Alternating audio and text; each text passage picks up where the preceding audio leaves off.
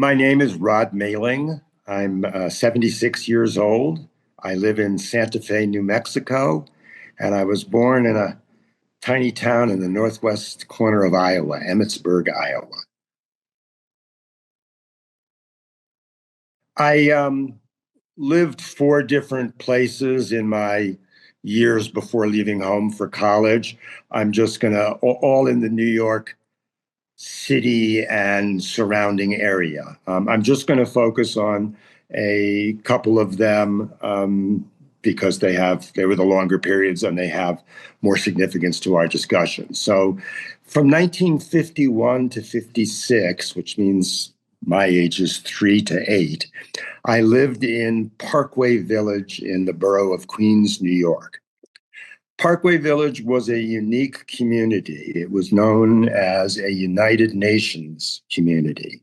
It was formed in 1947, shortly after the United Nations was established in New York in 46, as a place that people who were employed by the United Nations or working at, whether secretaries or delegates or heads of economic, it didn't matter, who had an official relationship, although it was also open to people who wanted to live there even if they weren't connected.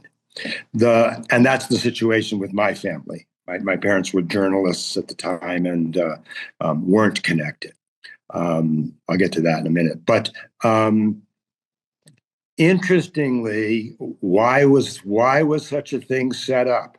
It was set up, not that I knew this at the time, as a response to racism in housing and the fact that the international community that lived in Parkway Village, which was people from all over the world, many of them Africans, Asians, South Americans, et cetera, faced significant housing discrimination at that time. And to try to offset that, Parkway Village was created. So the significance for me is that I grew up in an international community and my friends were from all over the world. And, my closest friends were from Mexico, Africa, and Japan. So I don't think at the time I was conscious of how unique this was, but it was, pretty unique and I think formative in ways that, are probably somewhat obvious. I should also mention that a number of my parents' closest friends who lived in Parkway Village were or had been members or sympathizers of the Communist Party.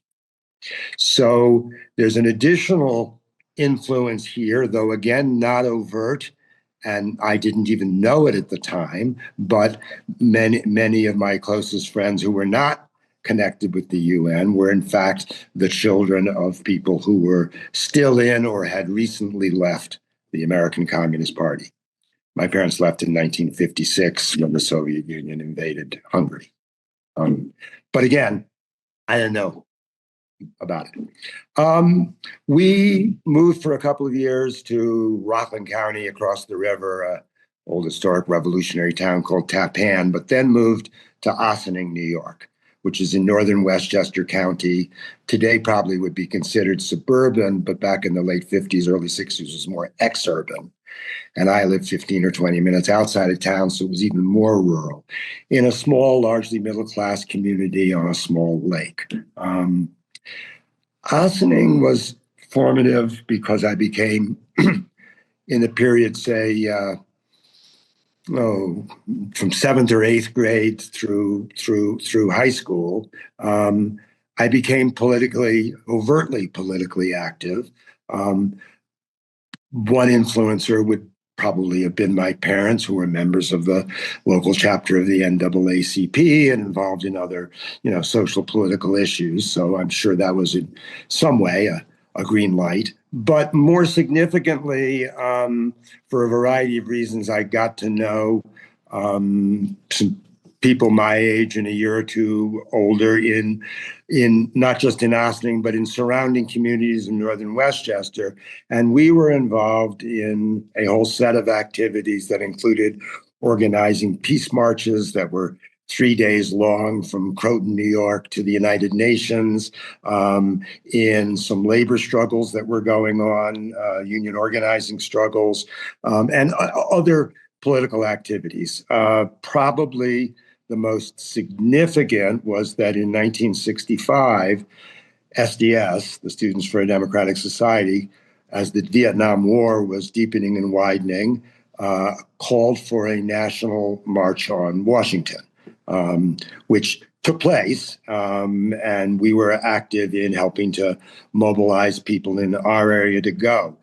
20,000 people showed up, and that may seem small, certainly small when compared to the 63 Dr. King March on Washington, 200,000. But in the Cold War climate of the time, a national demonstration against U.S. foreign policy, when most people's view was response to criticism was you should go back to Russia, was a major break in kind of the consensus and the willingness of people to act. So despite not being the million people demonstrations that occurred in 1968 and 9 at kind of the height of the war and the height of the anti-war movement, it was very significant. So I would say it was one of the more formative events in my life because it was mass political action, independent, not electoral and not tied to political parties. So that was very formative for me. An aside, one of my very close friends and collaborators in many of these activities in 62 to 66 was someone named Ron Tabor. You have, I don't know if you've interviewed, but I think that you've been in contact with Ron. I mention it because Ron was very influential along years to follow in my own political development and trajectory, and that'll come up a little bit in our discussion. But we actually became friends in 6th grade and have been lifelong friends, and is someone who I'm in, very close. He's in Los Angeles, I'm in Santa Fe, but we're in very close contact. So, but it has political rather than personal significance that we'll get to. Okay. I graduated, got my high school diploma from Ossining. By the way, Ossining's about 40 miles north of New York City. It's up the river. That is, it's on the Hudson River. When someone says, I'm going to send you up the river, they mean to Sing Sing Prison, which is located in the heart of downtown Ossining. So just an aside. My teachers used to point out the window and say, if you don't pay attention, that's where you're going. So the town was a combined working class and middle class town. So I graduated and went to the University of Wisconsin-Madison in 1966 and was there from 1966 to 73. Took me a while to get my degree because my rebellious spirit led me to say to my parents when they said I had to do something or they would stop paying for college. This was in my freshman year. I said, no problem, stop paying, rather than telling me what to do. So I put myself through school for 7 years, working as a taxi cab driver, airport limousine driver, school bus driver, and for a couple of years at the University of Wisconsin General Hospital, first in housekeeping and then in maintenance. So my college career had a little bit of a working career tied to it. But politically, it was very natural that the first thing I did when I got to Madison was become part of SDS, which had a very large chapter and presence at Madison. Madison was certainly, in the period I was there, 66 to 73, along with Berkeley and Columbia and a couple of, was one of the lead protest schools, 60s movement schools. I won't say I joined SDS because you didn't join.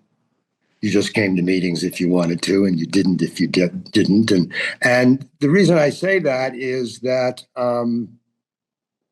there was in my mind, SDS had a very democratic in its inception, and for a significant period of time, it changed. Had a very democratic, egalitarian, freedom pulse or vibe to it. And it was very consciously a rejection of the old left. First and foremost, my parents left the Communist Party. And that was partly seeing the old left as stuffy and old, but partly it was a conscious, I'll call it politically, an anti-Stalinism. That is a rejection of hierarchical, exploitative, dictatorial societies. So this is where my politics, which I would just call radicalism in high school without any ideology, started to take on a more conscious and ideological form. And the impulse was very much a rejection of the so-called communist and socialist societies. That wasn't necessarily true of many people in SDS. Hero worshipped Castro or Mao, or even justified Stalin. But I found those societies to be abhorrent, and having little to do with my vision of what a better world could look like. So in Madison, the year before I got to Madison, one of the first major nationwide protests, there was a overnight sit-in at the administration building protesting the university's complicity with the draft, that is, providing records as to whether you were full-time or not to the selective service agencies. That was a peaceful event. The following year when I was there, or actually October 67, I was on the steering committee that organized something that's become known as the Dow Chemical protest. The protest was the fact that the university was allowing Dow Chemical to come as corporate recruiters to the campus, and Dow Chemical was, of course, the manufacturer of napalm. So the point of view of anti-war activists and it became the point of view of a lot of students who didn't have any consciousness until these events happened. There was a sit-in at the Commerce Building, and for the first time, a university brought in not the campus police, but the city police to break it up, and a major riot that ended up culminating in the National Guard being called in, which happened 3 other times while I was at Madison.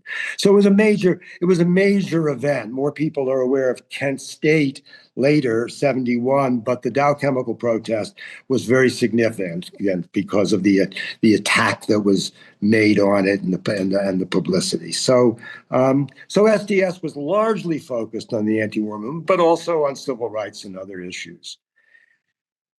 As SDS matured, you might say, it devolved into various factions, the 2 major factions being the Weathermen, the Weather Underground, and the other, particularly on the West Coast, something called the Progressive Labor Party had a tremendous influence, particularly in California. And my sister, who was at Berkeley, joined the Progressive Labor Party.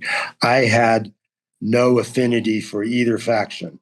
The Weathermen, from my point of view, were an elitist, terrorist, individual acts, violent acts in the name of the people will set you free. They had their justifications. That it was a moral obligation to, fight the machine. But I didn't feel that was a political course that had any merits, ethically or practically. Practically, it would turn people against the movement, and ethically, what right did? One of the bombings by the Weathermen took place while I was working at the university hospital. It was that night, I wasn't there, but a research professor was killed. So, these weren't quote harmless attacks on property. They could have significant. PL was Maoist, meaning they looked to Mao and Maoist China as the beacon of the revolutionary movement. So they were Marxist, Leninist, Stalinist, Maoist, and I had absolutely. I did become a Marxist and a Leninist. We'll get to that, and a Trotskyist. But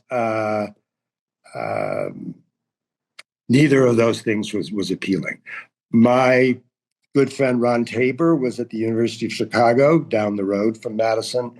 We had been in relatively close touch. He had made some visits to Madison, me to Chicago, and he sent me some material on a newly formed group, the International Socialists, which comes out of the socialist movement, and I'm not going to get into the history of the IS,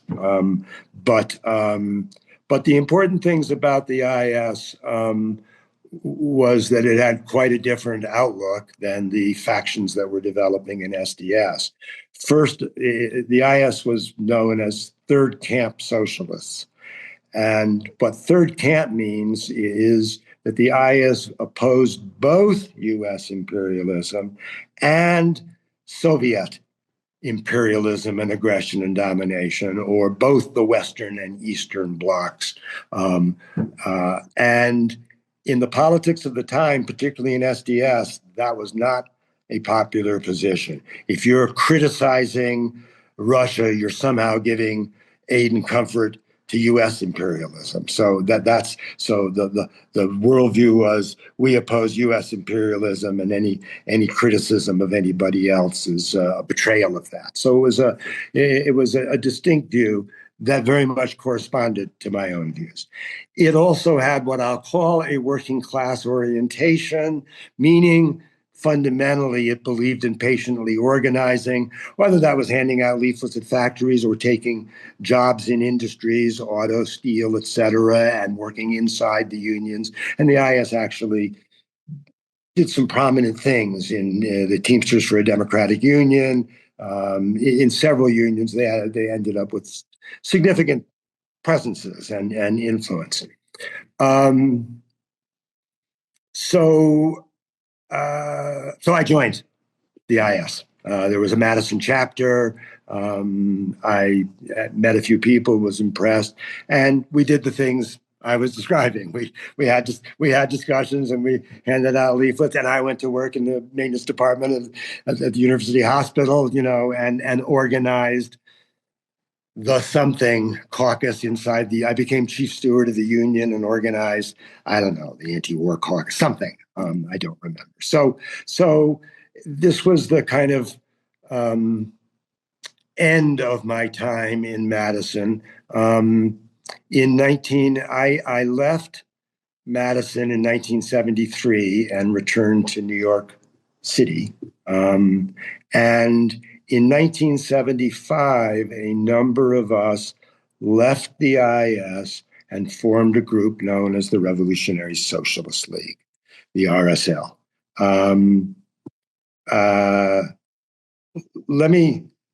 I realize I've moved into politics as opposed to strictly education and career. Let me tick off 3 points so that I've given you career. From 1975 to 85, I was which is ages 27 to 37. For that decade, I was a full-time political activist and on behalf of the Revolutionary Socialist League. I was the organizer of the New York branch when the RSL moved its offices from Detroit to New York. I was on the staff and became the national organizer for the group. For a time, I was the editor of its bilingual publication, the Torch La Antorcha, and was on its political committee. So the RSL was a career. I was paid the handsome sum of $400 a month from 1975 to 1985. That was my career, much to my mother's horror. But Mom, you were a communist. Yes, Rod, but you could be so much more. I don't want to be more. I want to do good. There's the dialogue. Second career in 1985, with movements having largely collapsed. The 60s, which are really the 60s and 70s, were no longer a vibrant set of anti-war, women's, gay liberation, etc., Black liberation. Most had died out, and demoralization set in, and I drifted away from the RSL and took a job, a real job, in private industry in the healthcare field, producing educational programs for doctors and patients, funded by pharmaceutical companies. And did that from 1986 to 2001. So from ages 38 to 53. So we've got about a 15-year career. And I was largely not politically active during that time, kind of demoralized, although maintained an oppositional stance towards the system, which I come to ideologically consider capitalism, and stayed in touch with people and read, and did reading, but I had come in from the cold, and took a job and actually made a little more money than the $400 a month, and that was my second career. In 2002, I left private industry, moved to Santa Fe, New Mexico, and became a history teacher. And for the past 20 plus years, including I retired at the end of this year, so I guess you could say I have a fourth career, my retirement. But my third career was I taught 11th and 12th grade students history in first a private school in Santa Fe, and then for the last decade, a public international baccalaureate school. So that's what I've been doing. And so that's careers. So I did move into political trajectory and influences to some extent, but let me just return to that as a question. There's no question that formatively, but not consciously, my time in Parkway Village was a formative political experience because of its social and cultural impact, even if I was only 8 years old when we left, just by the very nature that reality for me was international, interracial, intercultural. At block party events at Parkway Village, Miriam Makeba, Harry Belafonte, Ossie Davis, Ruby Dee, that is people who would later become even more well-known, but would come and perform. And so it was an out of the mainstream situation, even though to me it was just normal. So I do cite that as kind of likely having something to do with how I looked at the world. Yeah. More overtly was the time in Austin, and I discussed the political activity in Austin with friends. And that was the maturing and starting to do some reading of A Communist Manifesto and Socialism, Utopia Design, Marx and Engels, and started to have a more political consciousness, and that grew during the time at the University of Wisconsin. Coming back to the evolution that went from SDS to the IS to the RSL, I would say my time in the RSL, I would call it the major part, the most significant part of my political life, and probably the most significant part of my life, because our evolution, I think, shaped who I am and did eventually lead to anarchism. We'll get there. My personal role was deep involvement because it's full time. It's what I did. But it's where we developed. Our view was that the Russian Revolution had been a genuine mass popular revolution, both in its February 1917 form that overthrew the Tsar but established a bourgeois provisional government, and in its October 1917 form, in which the Bolshevik Party led and overthrow of the provisional government and established the Soviet Union and a socialist, or as was loosely called, a communist state, although Marxism would say it would be not a communist state, but that's another matter. We saw it as a genuine workers and oppressed people, peasants revolution that degenerated over the period of the 20s in its isolation, because it was a relatively underdeveloped country, whatever factors that led to Stalin's takeover of the Bolshevik, or Communist Party as it was renamed, and establishment of a dictatorship.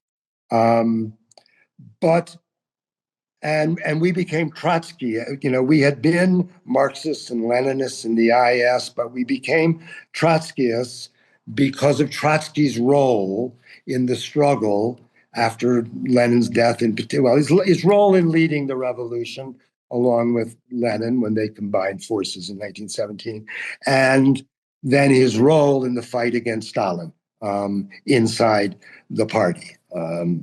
He lost the fight. He was exiled. He was eventually assassinated. But so we had a significant regard for Trotsky as an anti-Stalinist and a fighter for the original vision.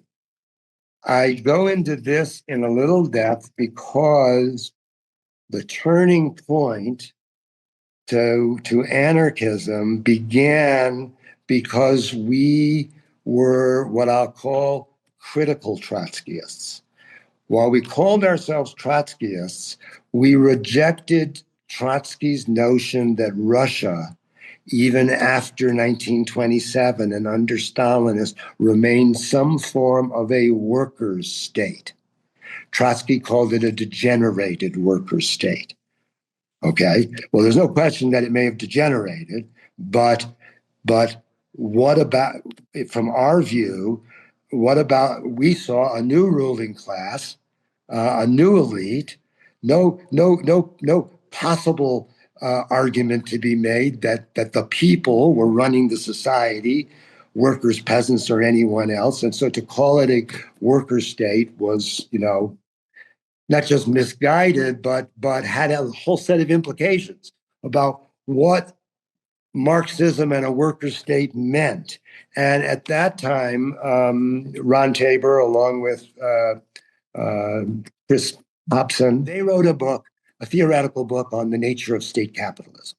And we considered the Soviet Union and the other communist countries, which Trotsky had called deformed worker states, because they'd never had a revolution in the first place, but now they were communists, so they were worker states.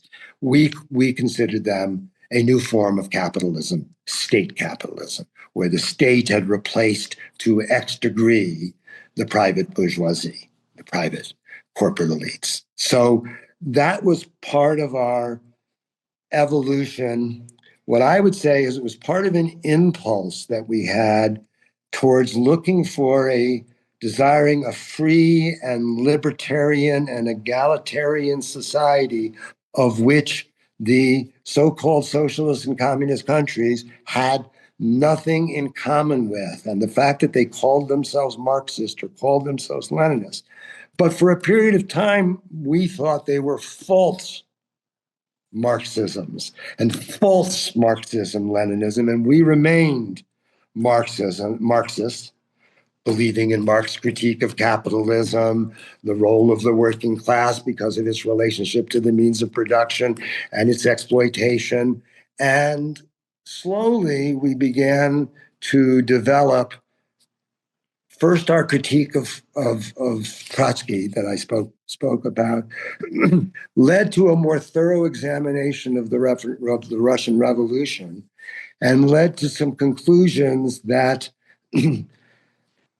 that rather than the revolution having been hijacked by Stalin by 1927, a really close look at Lenin and the Bolsheviks led to the conclusion that from the get-go, the Bolsheviks were a highly authoritarian, hierarchical group that took power in the name of the working class, and then proceeded to commit all kinds of acts, including shooting the backward workers who didn't understand the line of march and where history had to go, and were brutal in the Civil War to the peasants, who Marx had described as a lump of potatoes, as the working class was the working class. And I may be saying things that people do or don't have reference points about, but I hope this helps to talk about the politics of the situation. And our outlook started to extend to this notion that the Russian Revolution had not had this period as a democratic workers' revolution, that the Soviets, which had been the supposed foundation of the Soviet Union, the mass organizations that the workers and others had formed in the 1905 revolution and then again in 1917, had no say in anything, were rubber stamps, were simply on paper, and that the Bolshevik Party ran everything. So we became, in that rejection, that led to a deeper look to, well, where did all of that come from? Because Lenin was, of course, a Marxist. And this is the point in time that Ron Tabor authored a very significant book, never made the bestseller list, to say the least, titled The Tyranny of Theory, an Anarchist Critique of Marxism. And anyone who's seriously interested in understanding what the flaws of Marxism are, I would strongly urge that they read the book. So there's my plug. But it in depth rejected the idea that Leninism was a distortion of Marxism, but rather that Marxism itself was authoritarian and totalitarian in its philosophy and its theoretical practice. And I think it's worth saying a few things about that. All right? So Marx called for the dictatorship of the proletariat. In Marx's views, the workers would seize state power and they would wield the state to transform society from capitalism to socialism, and that would eventually lead, somehow, to the withering away of the state and a stateless, classless society that Marx and Engels called communism. Well, if you think about it, forming an enormously powerful state to take care of the task of eliminating the state has its drawbacks, to say the least. And history shows, I would argue, that that was a completely wrong-headed notion, and none of the dictatorships of the proletariat have ever stopped being dictatorships. They just haven't been of the proletariat, but they certainly haven't transformed themselves into, okay? Philosophically, Marx and Engels claimed to be scientific socialists. Engels' most significant work is Socialism, Scientific or Utopian. And he critiques the utopian socialists, Fourier and Simone. He said they were dreamers inventing detailed blueprints of how an alternative society would look and how it would work, but maintained that Marx and Engels he and Marx had discovered the scientific laws of human history, that they had done for humans what Darwin had done for the plant and animal life in regards to evolution, and that they had discovered the evolution of society from hunter-gatherer, they called pre-communist, to slave-holding, to feudalism, to capitalism, and they predicted capitalism would lead inevitably by these laws of history to socialism and then communism. Once you say that you know the march of history, that it's scientific, that it's inevitable, then what you're saying is that you've discovered truth. Capital T, truth. If you hold the truth, there is no more convenient or often used justification for the most heinous acts in history. Religion is the obvious example. The Crusades being kind of the easiest example, perhaps for us to relate to, partly because of Spanish conquistadors and whatever. But in the name of God and God's truth, the right to oppress, enslave, exterminate, force, people to do whatever because it's truth. Well, this is where, in my mind and in our minds, the notion of an elite vanguard party, a Leninist party.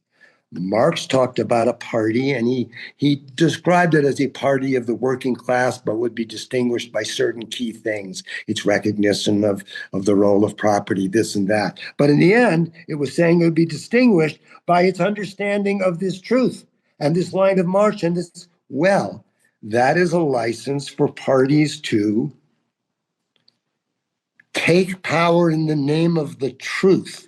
And the truth is we're ending the old exploited of societies and ushering the new workers' paradise, whether the workers know it or not, whether the workers are in favor of it or not, whether the workers end up being in the way of it or not. And if we look at the history of those parties, whether Maoist, whether Castroist, or whether Bolshevik, just to never mind Eastern Europe and whatever. That, again, I think practical history supports this, doesn't prove it, but it supports it. And that one can see. So I'm describing, this is what took a number of people that now exist in something called the utopian tendency, get to that, and I am getting to the end of my story, was the notion that the existing socialist movements are not distortions of Marxism. They're, in fact, the living embodiment of Marx. They are the logic of Marxism, not the betrayal of Marxism. And that's led some of us to no longer describe ourselves as socialists, because socialism has become entirely defined in almost everyone's view as state-run societies, whether they're social democratic, that is, reform socialist societies that reform the state to be more, quote, progressive, more socialist, or whether there's fully state capitalism that is, or they're hybrid as China has become. In any event, that socialism, I think correctly, most people look at it and say, I don't want that. So some, but not all, of the people that I am involved with today no longer consider ourselves socialism because it means state socialism. And anarchism, needless to say, begins with a break with Marxism on the issue of the state. And we could trace that all the way back to Bakunin and the First International and the disputes that happened there. But, anarchism has its own long history, and I'm not going to go through that. I'm just going to talk about ours. I left a little bit of history. The RSL I left, as I said. It evolved. It eventually disbanded. A number of people joined an anarchist group called Love and Rage and then left. And over a period of time, gathered around a publication called The Utopian, which was initially an irregularly appearing, maybe once or twice a year, magazine.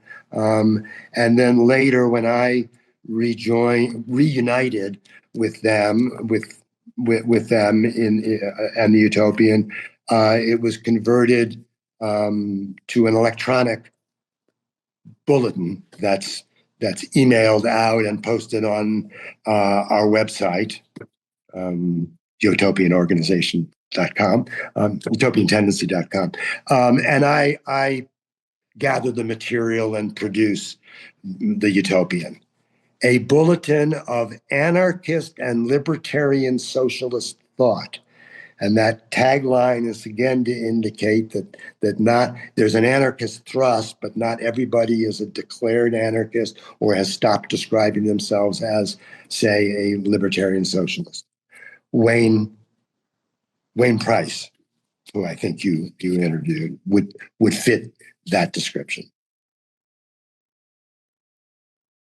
So, what's anarchism? Well, it's a lot of things. So I really can talk about what's anarchism to me, or what I think it should be. But it should be a complete break with Marxism. I don't believe that Marxism and anarchism are compatible. And that's because anarchism, one, rejects the state as a mechanism for people's liberation. Two, has a vision of a cooperative, democratic, locally organized, and coordinated bottom-up society. It's entirely different than a top-down state in which an enlightened elite are implementing. Anarchism doesn't posit that it holds the truth or that there's some inevitable march of history that, so in that sense, it's philosophically very different than Marxism. So what do we do? So what are we utopians? Mostly anarchists, and even the people who call themselves libertarian socialists. Also, most of them consider themselves. Wayne also considers himself an anarchist. There are some people who say I don't quite like the term anarchist, and for good reason that I'll get to in a second. Some in our group, we're talking about a small group. Our publication goes out to a list of no more than 50 people.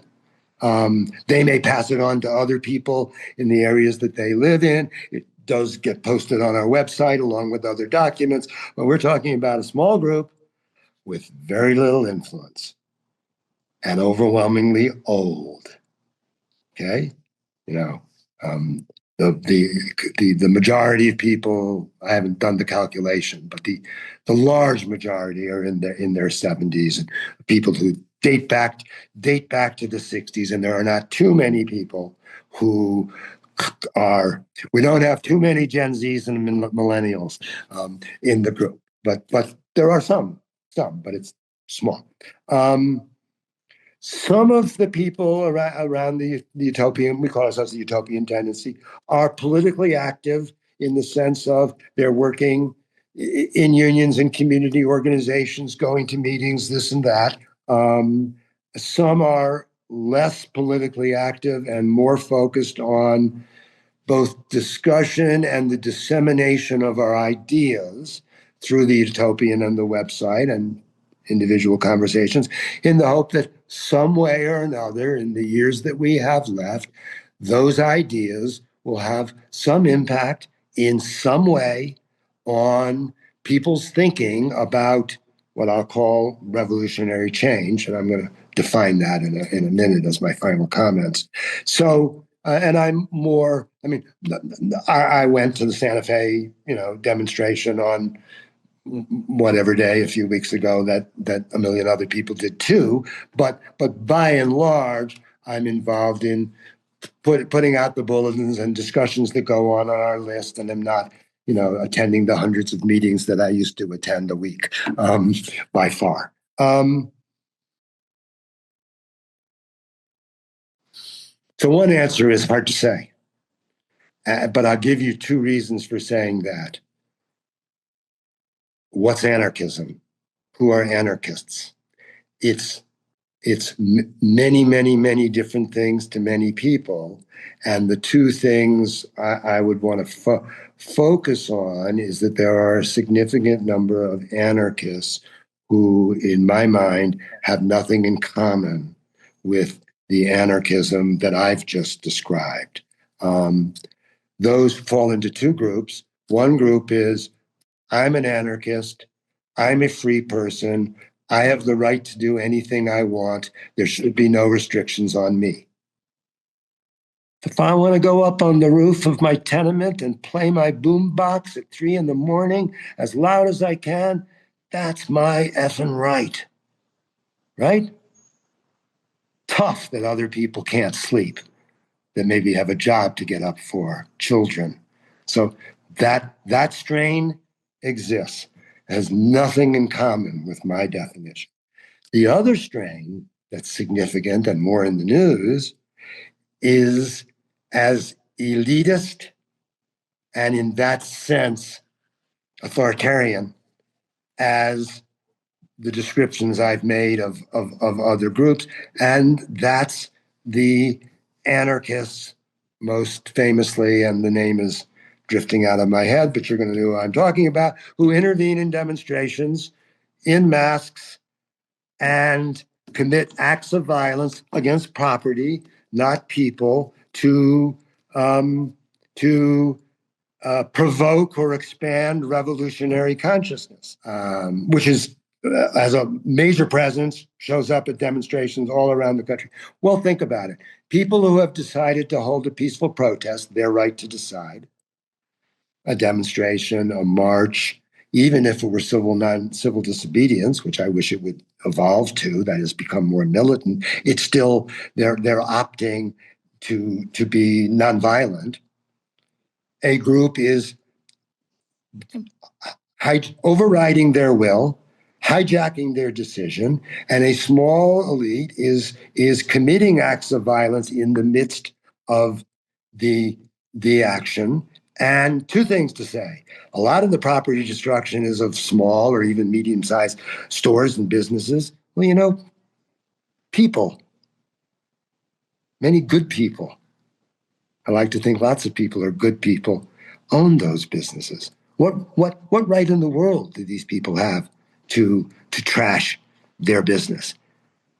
Simply, it's an attack by people on other people.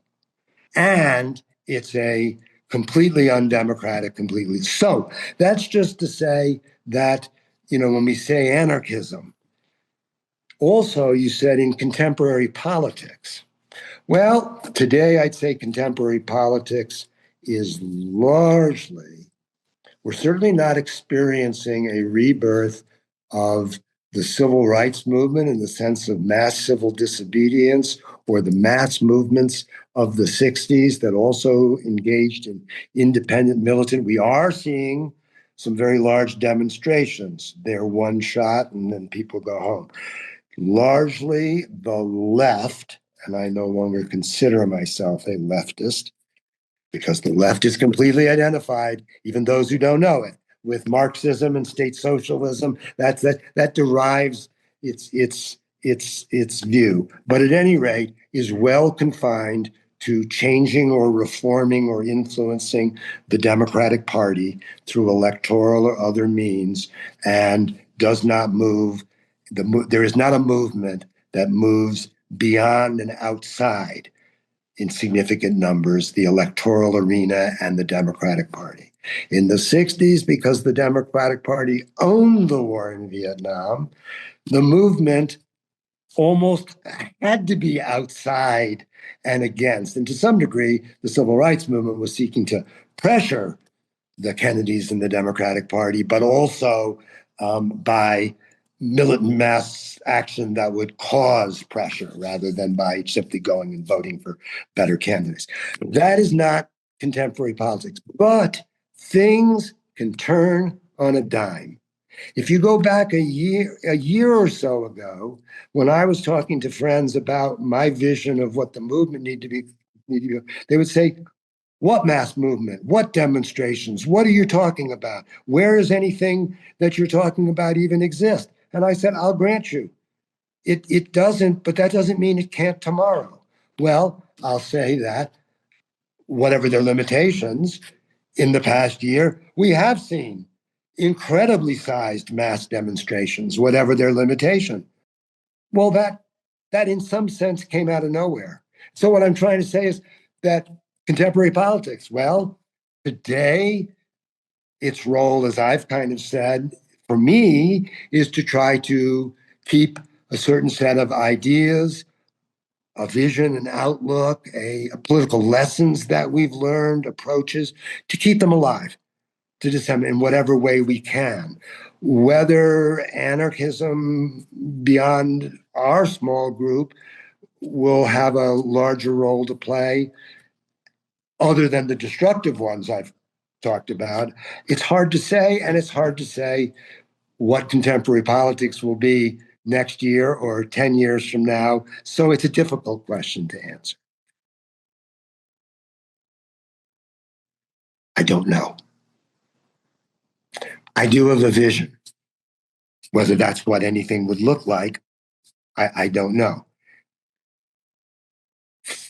4 or 5 points. It would be a revolutionary transformation of society. When I say revolutionary, I don't necessarily mean the classical French or Russian or the revolution in which there's a minority uprising that overthrows. I mean revolutionary in the sense of the extent of the transformation. You know, AI is revolutionary, um, um, uh, and that transformation, the end of a hierarchical, violent, exploitive, oppressive, warlike, unjust, capitalist society, or state capitalist, or don't put a label on it, humans as they are. And the reason I say humans as they are is that I think that can only be born out of a profound transformation in human consciousness. If people don't want or develop some desire to live in a society that is democratic, cooperative, peaceful, just, free, and then I don't think there can be a society, because I don't, as a lot of my comments have made, it can't be done by an elite in the name of. So what would lead to that? I can't say. It's not inevitable. It would come out of people's values and desires and visions shifting. One might think that it's not completely unreasonable to say that people might tire of hierarchy, war, exploitation, violence, inequality, etc., and want something else. And in fact, I think many people actually do, if you got down to the individual level of what people want for themselves and their families. But we can't say that people have moved to a point of projecting this as, this is our consciousness, this is what we believe, let's get together and do something about it. Whether they will, I don't know. In my lifetime, I kind of doubt it. You can argue that my vision is more spiritual than practical, meaning it's not inevitable. If you said, show me the evidence that that's going to happen or will happen or has happened, I would have very little to show you, as opposed to all the evidence I can show you about the things that have, quote, gone wrong. So in that sense, I can say that's my vision of what I'd love, a people and animal world to look like. And it's my dream and hope, my utopian vision, my anarchist vision, that would come about. And all I can do is explain it, proclaim it, advocate for it, speak out against what goes against it. And that's what I do as best I can as a 76-year-old retired teacher.